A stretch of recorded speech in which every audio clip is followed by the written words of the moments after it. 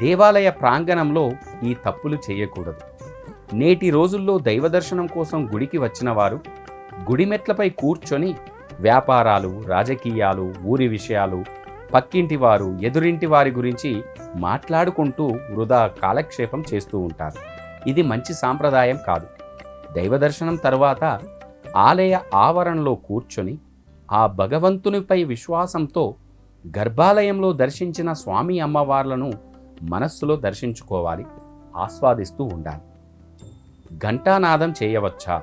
కొందరు దేవాలయంలో తమకంటే పెద్ద భక్తులు లేరని అదే పనిగా గంట కొడుతూ ఉంటారు. దేవాలయంలో దర్శించింది నిజంగా భగవంతుడే అన్న విశ్వాసంతో ఉన్నవారు ఈ పొరపాటు చేయకూడదు. ఎందుకంటే దైవం ఎప్పుడూ ధ్యానంలో ఉంటాడు. విపరీతమైన శబ్దంతో దేవుని ధ్యానానికి భంగం కలిగించకూడదు. అక్కడ దేవుడు లేడు, విగ్రహం మాత్రమే ఉందనుకునే వారు మాత్రమే ఇలా బిగ్గరగా శబ్దాలు చేస్తారు.